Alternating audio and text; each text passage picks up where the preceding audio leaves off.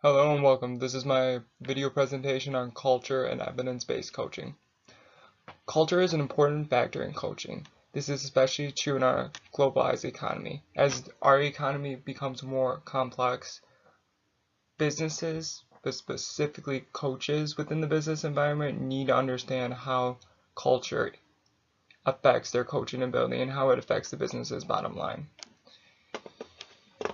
There are a multitude of frameworks for understanding culture. However, it is important you base your coaching decisions upon evidence. Cultural differences. There are a multitude of cultural differences in the world. Each of these differences have a dualistic opposite, according to Passmore law. These seven cultural differences are universalism versus particularism, individualism versus communitarianism, specific versus diffuse, emotional versus cognitive, active versus passive, single versus multitasking, self-determined versus cooperation. Each of these attributes define a specific culture. For example, individualism versus communitarianism. Each one of these represent a different culture. In the individualism versus communitarian example, individualism would represent stereotypical Western cultures. These cultures pride themselves on self-madeness, on individuality, being your own person, your own unique special person, ingenuity, and the ability to adapt. The flip side of that, of that coin is communitarianism. This is typically in Eastern cultures, more specifically China, Russia, North Korea. Within these cultures, there's a focus on community and there's a focus on building things that are cooperatively. There's a lot the egos for these people within these cultures are less prominent. Therefore, there's a more communal-based aspect to them. Next is the Universal Integrated Framework. The Universal Integrated Framework, or UIF, is a framework that incorporates continuous professional development, appreciation of culture, integrative continuum, cross-cultural emotional intelligence, and communication methods. Continuous professional development focuses on the transition from self-learning to communal group learning. The goal is for the coach to incorporate other individuals' perspectives and grow in accordance with the client. Next is appreciation of culture. To effectively coach, culture must be taken into account.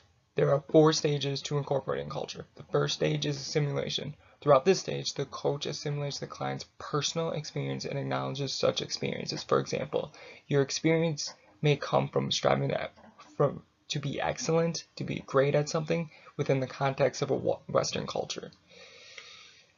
You as a coach are coaching an individual from Eastern culture. You can take your own personal experience to be successful in driving to someone from Eastern culture's perspective within the context of them not wanting to disappoint their family.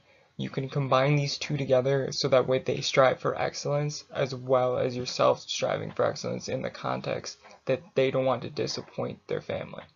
Second stage is consolidation. Included in the stage involves the coach and client developing a trusting relationship. For this to occur, both the coach and the client need to have open and honest discussions about their perspectives and each other's perspectives.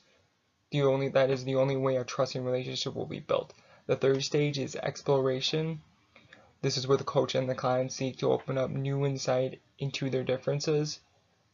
Basically, it's a continuation from the second stage of consolidation, but the coach and the client within this exploration stage must continually communicate with one another and explore each other's own experiences. The fourth stage is known as maturation. In this stage, both the coach and the client collaborate together to create culturally appropriate solutions for the problem at hand. Next is integrative continuum. This process focuses on the client learning to implement their own change. Moreover, the client must learn how to be a coach from the coach. In layman's terms, the goal of this stage is to have the client understand why the change is happening and how to implement the change in the future. The coach will not always be there to guide the client, therefore the client must understand all aspects of the coaching process in the context of themselves, how they achieve the change, and how they can continue to create the change moving forward. The only way to do so is for the coach to have a hands-on guiding approach in which the coach guides the client and how to learn how to do this process. Cross-cultural emotional intelligence. This process involves self-confidence. Moreover, each person must be aware of oneself.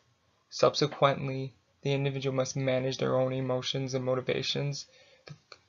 With this is all coach-centric at this point. The coach must understand their own emotions and motivations and how this could impact their potential use of coaching. Next is the concept of social competence. Included in this is involves the awareness of empathy in other people's situations. To be an effective coach, an individual must be empathetic towards the client. They must understand where the client is coming from and how to help the client, and having a need and want to help this individual. Subsequently is known as a cultural competence. This competence incorporates culture within the coaching context. Moreover, the coach must have the ability to use parts of their own culture and incorporate it to other cultures, similar to what we talked about in the previous slides. Last competency is professional competence. This involves providing authentic feedback to the client. The coach must be authentic with the client in order to facilitate change. Inauthenticity will result in the client becoming disinterested and not trusting the coach, thereby destroying the whole process of coaching. Communication methods and feedback mechanisms. UFI primarily uses a 360-degree feedback system. The system analyzes the results of coaching from a different culture to that of the cultures within the same culture. The results show that a different culture has an effect on the coaching process. Moreover, the 360-degree feedback system allows both the client and the coach to rate how each other is doing and for other people within the business organization to rate how the coach and the client are doing. This provides data and allows for further analysis and to determine whether the coaching process was successful or not. My references and the